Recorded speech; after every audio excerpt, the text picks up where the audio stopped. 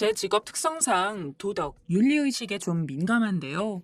하지만 남들에게는 쉽게 말할 수 있는 것이라도 막상 제 경우로 닥치게 되니 쉽게 생각할 것이 못 되는 것 같습니다. 더군다나 그것이 떠올리기 싫은 과거의 경험과 겹치게 되니 더욱 그렇더군요. 누구라도 제 이야기를 들어주셨으면 하는 마음에 이렇게 글을 남겨봅니다. 제 어린 시절은 많이 불우했습니다. 제 첫 기억은 5살 무렵부터 시작합니다. 어느 순간부터 저에게는 아버지라는 존재가 사라졌습니다.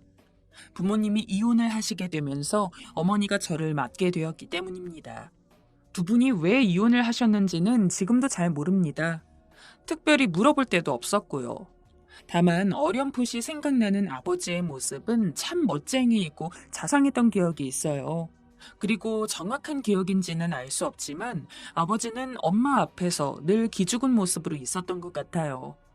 그래서 자라면서 아버지만 생각하면 어린 저로서는 알 수 없는 우울감 때문에 늘 슬퍼했고, 그럴 때마다 엄마를 더 원망했던 것 같아요. 제가 7살 되던 해의 겨울, 눈이 많이 내리던 날로 기억합니다. 어머니는 눈사람을 만들러 가자며 저를 데리고 할머니 집으로 왔습니다. 그리고 잠시 맛있는 것을 사오겠다며 간 후로는 돌아오지 않았어요. 한참을 기다려도 엄마는 돌아오지 않고 눈이 무릎까지 차오르자 그때부터 저는 그 앞에서 울기 시작했죠. 아무리 울어도 엄마도 할머니도 오지 않고 이웃집 사람들이 나와서 저에게 이것저것 물어보시더니 할머니가 오실 때까지 저를 데리고 있어줬죠. 그때부터 저는 할머니 집에서 살게 되었습니다. 할머니한테 들은 말로는 엄마는 아빠와 결혼하면서 친정과는 아예 연을 끊어버렸다고 했어요. 특히 외삼촌과는 크게 싸워서 엄마가 저를 버리다시피 맡겨놓고 떠나버렸지만 외삼촌은 엄마를 찾지도 말라고 길길이 날뛰었어요. 그래서 저는 엄마 아빠가 보고 싶어도 외삼촌이 무서워서 단 한 번도 그런 말을 해본 적이 없어요. 나중에 외할머니한테 듣기로는 외삼촌은 엄마에 대한 열등감이 많은 사람이었다고 합니다. 학교 다닐 때 엄마는 굉장히 공부를 잘했고 외삼촌은 그저 평범했다고 해요. 그런 이유로 넉넉지 않은 외가 형편에 자식 둘을 공부시킬 수 없었고 결국 공부를 월등히 잘했던 엄마가 대학교를 다닐 때 외삼촌은 고등학교를 졸업하자마자 직장에 나가야 했다고 합니다. 그런데 또 엄마가 사업을 하기 위해 외갓집에 어느 정도 손을 벌려야 했고 그 과정에서 외삼촌과는 몇 번 큰 다툼이 있었대요. 그러면서 두 분은 아예 남남처럼 대면대면한 사이가 되어버렸다고 합니다. 그래서 그런지 외삼촌은 저를 특별히 예뻐했던 적이 없어요. 그나마 할머니가 시장에서 일을 하며 돈을 버셨고 그 돈으로 저와 할머니 둘이서 살았습니다. 할머니는 연세에 비해 아주 정정하셔서 일도 많이 하셨어요. 그러면서도 제 밥도 다 챙겨주고 학교도 보내고 다 하셨죠. 할머니께서는 제가 엄마를 닮아 공부를 잘한다면서 제가 5학년이 되자 학원에 보내주셨어요. 그리고 열심히 하면 할머니가 벌어서 대학까지 다 시켜주겠다고 약속하셨어요. 그런데 그 약속은 결국 지켜지지 못했어요. 제가 중학교에 들어간 지 얼마 되지 않아 새벽에 일을 나가시던 할머니께서 부주의로 그만 트럭에 치여 돌아가시게 되었습니다. 할머니께서는 돌아가셨지만 엄마는 장례식에도 오지 않았어요. 연락할 새도 없었고 아마 외삼촌이 연락도 하지 않았겠죠. 장례식장에 앉아 있는데 그 어린 나이에도 막막하다는 게 뭔지 알겠더군요. 저는 외삼촌을 별로 좋아하지 않았지만 어린 제가 뭘 선택할 수 있는 게 없었기 때문에 저는 자연히 외삼촌과 함께 살게 되었어요. 외삼촌 부부는 저한테 관심이 없었어요. 특별히 저한테 못되게 굴거나 그런 건 아니었지만 말 그대로 관심이 없으셨고 차라리 미움받는 것보다 그게 오히려 더 무서울 때도 있더라고요. 혹시나 필요한 게 있으면 미룰 때까지 미뤘다가 겨우 말씀을 드리곤 했는데 그래도 한 며칠은 지나야 해주셨어요. 그 집엔 아들 한 명밖에 없었기 때문에 여자아이인 저는 많은 부분에서 소외됐어요. 그래서 제 생활은 엉망이 되기 시작했죠. 그나마 외숙모가 있어서 최소한의 필요한 건 해결했지만 그 외의 것들은 제가 먼저 말하기 전에는 해결해주는 법이 없었습니다. 신발이나 옷 같은 것이 해줘도 그대로 입고 다녀야 했어요. 그런 건 할머니께서 다 알아서 해주셨기 때문에 저는 처음에는 말을 꺼낼 생각도 못하고 그저 기다리기만 했죠. 하필 또 키가 자라는 시기여서 새로 살 것이 많았지만 그런 것도 미리 안 챙겨주니 곤란한 점이 많았고요. 고등학교를 졸업할 때까지 제 헤어스타일은 단발로 한번 잘랐다가 지저분해진다 싶으면 머리를 묶어서 다니다가 그러다 또 자르고 하면서 버텼어요. 또래 친구들은 군것질을 많이 했지만 저는 용돈이 많지 않아서 군것질은 전혀 하지 않았죠. 가끔 눈치 빠른 친구들이 제 사정을 알고는 한 번씩 사주면 그럴 때 한 번씩 먹곤 할 뿐이었어요. 제 외사촌 동생은 식탐이 많아서 집에 과자를 쌓아놓고 살았지만 저더러 먹어보란 소리는 안 했어요. 가끔씩 외숙모가 먹으라고 갖다 줘도 그냥 거절하고 말았어요. 같이 치킨만 먹어도 제가 얼마나 먹나 살필 만큼 식탐 많은 외사촌 동생이 뭐라고 생각할지 몰라서 먹고 싶지 않았어요.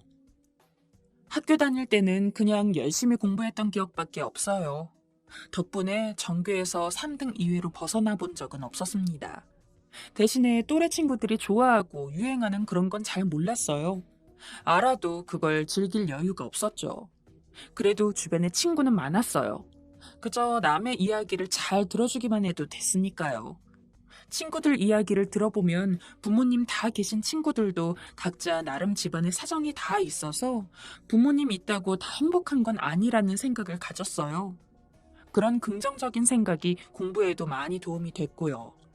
어차피 다 각자 나름대로 고민이 있는 거면 오늘은 이래도 나중에 행복하려면 공부밖에 없다고 생각했어요. 고등학생이 되자 학원은 못 가도 독서실이 필요했어요. 외삼촌께 그런 사정을 말씀드렸더니 공부하다 필요할 때 쓰라고 용돈을 챙겨주셔서 그때부터는 용돈이 부족하지 않았어요. 그리고 모의고사를 잘 보면 학교 재단에서 장학금을 꽤 많이 줬는데 외삼촌은 그 돈도 통장에 넣어두고 제가 쓰고 싶은 대로 쓰라고 하셔서 원하는 대로 필요한 건 사 쓸 수 있게 되었어요.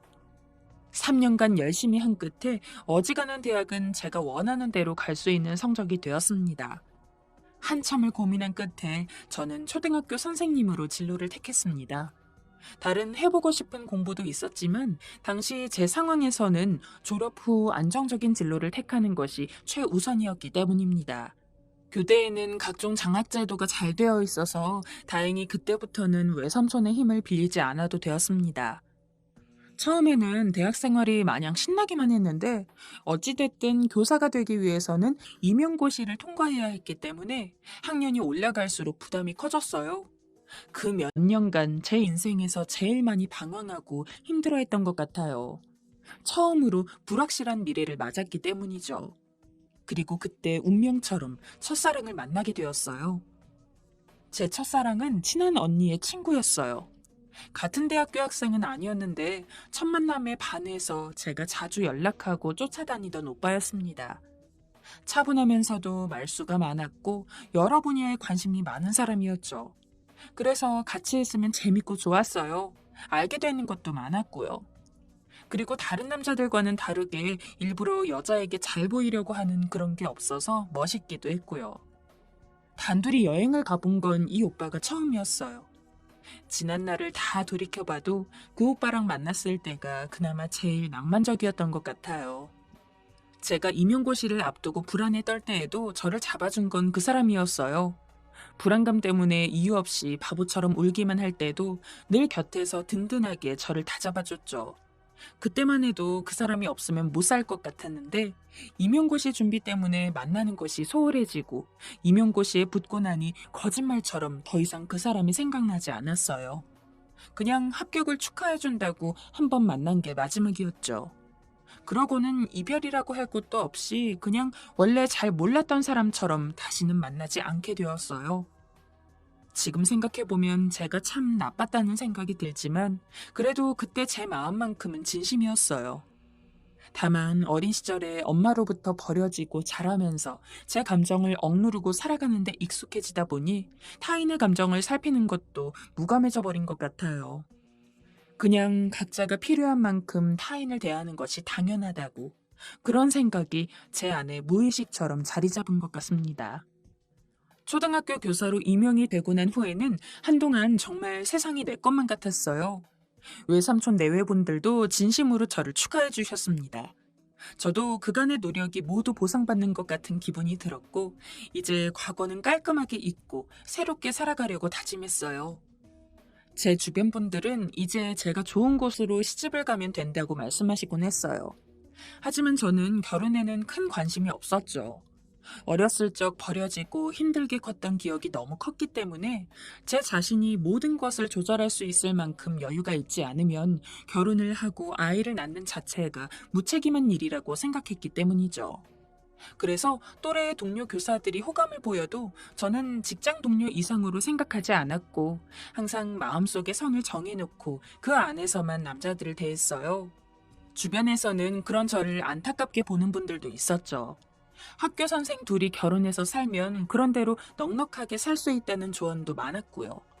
하지만 앞으로의 인생이 어떻게 될지도 모르는데 비슷한 수준끼리 간신히 살아가는 삶에는 흥미가 없었습니다. 살아가는데 꼭 결혼이 필요하다고 생각하지도 않았고요. 차라리 한 살이라도 젊을 때 열심히 해서 제 능력을 더 키워보고 싶다는 생각이 더 강했어요. 그래도 여자 직장으로서는 안정적이다 보니 주변에서 가끔 좋은 사람 소개가 들어오기도 했어요. 그런데 또 제 쪽에서 괜찮다는 생각이 들면 상대방이 마음에 안 들어 해서 번번이 무산되기만 했어요.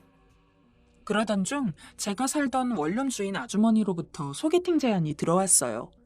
나름 지역에서 돈 좀 있다 하는 부잣집인데 아버지 되는 사람이 며느리는 꼭 초등학교 선생님을 원한다고 하셨어요.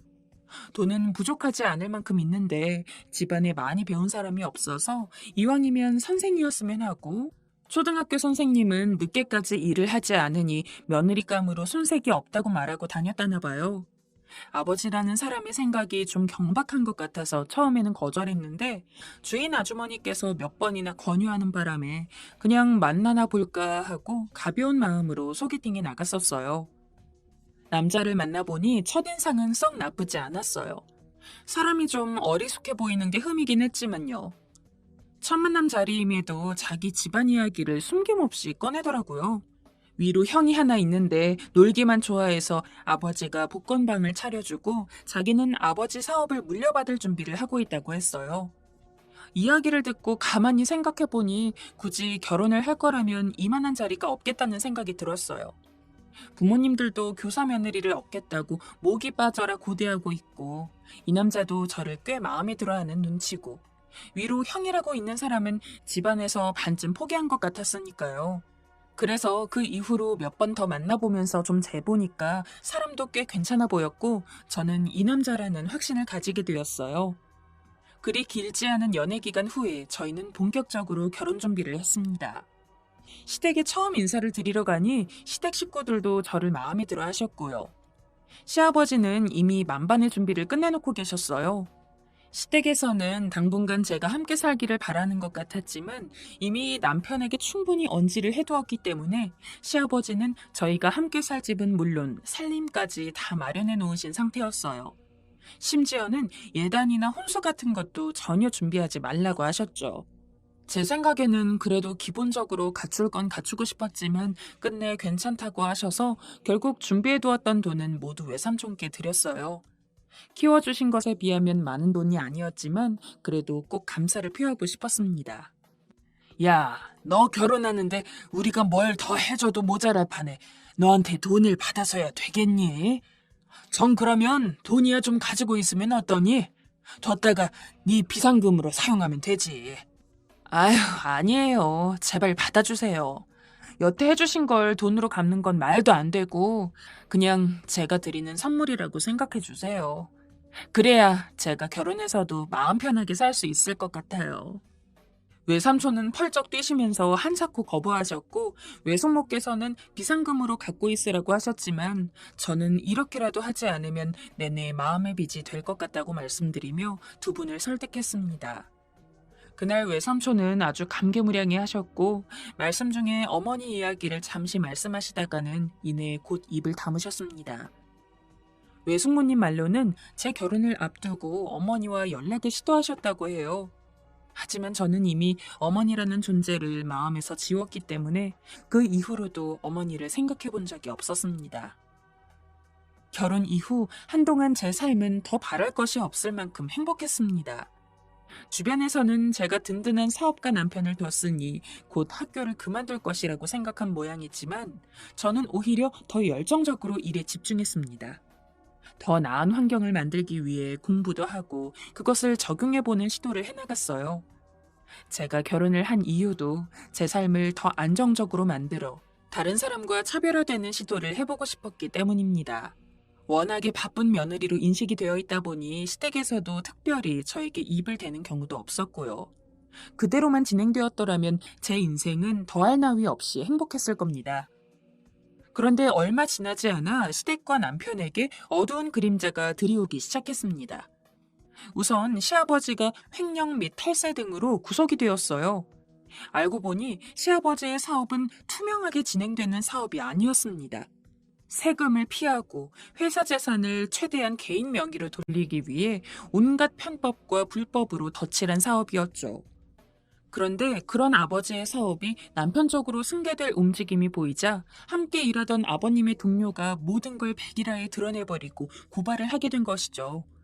물론 아버님의 동료는 회사에 지분이 있는 사람도 아니었고 남편의 사업이 아버님 사업과 당장에 연관이 있는 건 아니었지만 눈치 빠른 그 사람이 먼저 손을 써버린 것입니다.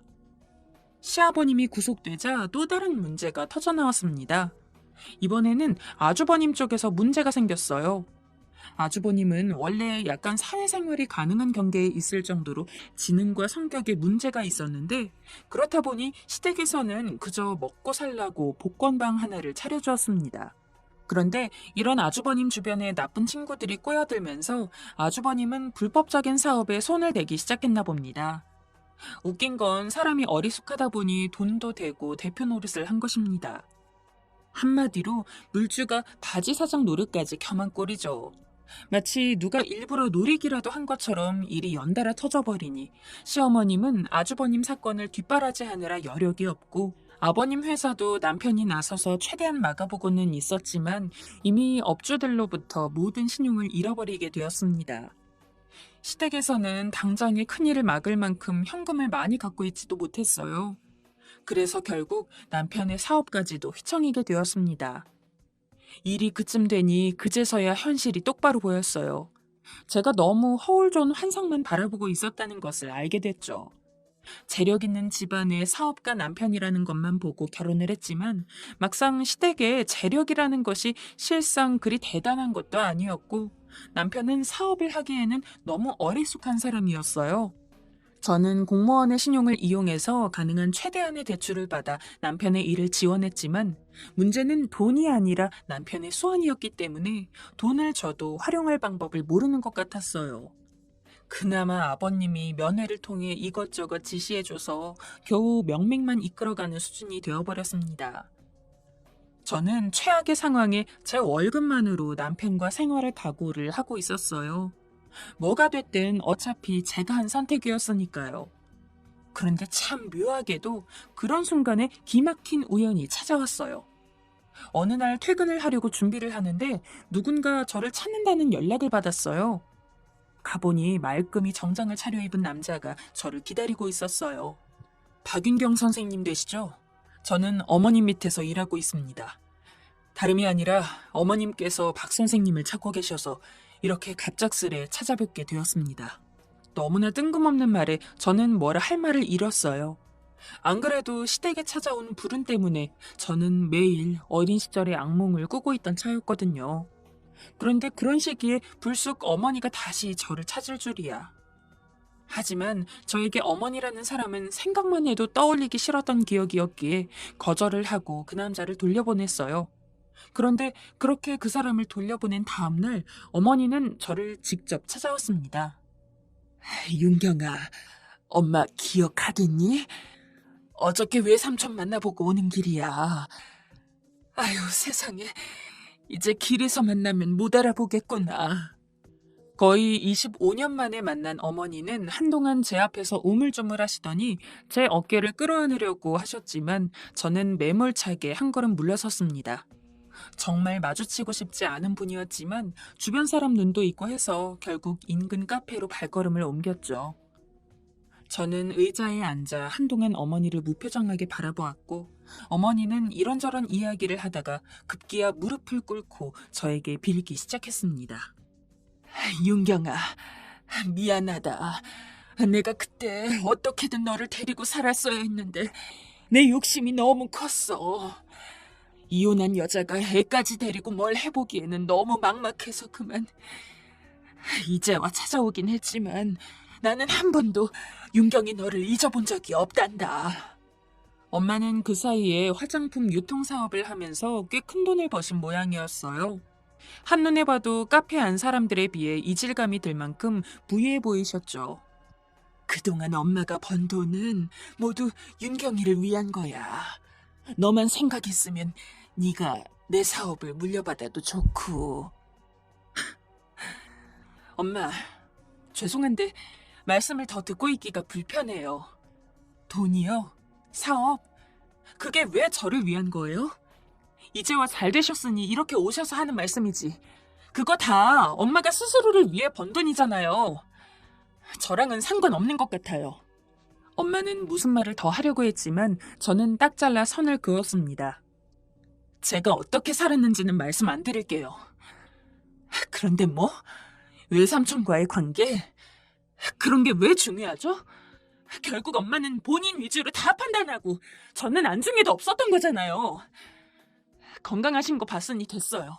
전 이만 가볼게요. 돌아서서 집으로 돌아오니 가장 먼저 눈에 띄는 건 술에 취해 잠든 남편의 모습이었습니다. 그 순간 저도 모르게 마음의 결심이 섰어요. 그래, 그렇게 나에게 보상하고 싶은 거라면 한 번만 눈을 딱 감자고요. 그리고 다음날 엄마가 알려준 회사로 전화를 해서 다시 엄마를 만났습니다. 이번엔 제 쪽에서 먼저 제 지난날을 호소하며 눈물로 연기를 했죠. 연기라기보다는 지난날에 대한 제 솔직한 감정이 쏟아져 나오는 거였어요. 그리고 한 달 동안 시간 날 때마다 엄마의 환심을 샀고 결국 마지막에는 남편 이야기를 하며 엄마에게 사업자금 15억을 부탁했죠. 엄마는 마치 지난날의 잘못을 지워버릴 기회를 발견했다는 듯이 너무나 반색을 했어요. 안 그래도 네 신랑 사정이 그렇다는데 얘는 왜 나한테 돈을 빌려달란 소리를 안 할까 했어. 금방 정리해서 보내줄 테니 걱정 말고 기다려. 그리고 얼마 뒤 신랑과 함께 엄마를 찾아가 사업자금 15억을 지원받았습니다. 돌아 나오는 길에 신랑에게 저는 말했습니다. 자기야, 이거 마지막이야. 다시는 이런 기회 없어. 이걸로 해결 안 되면 그때는 자기 사업 이제 아무도 못 도와줘.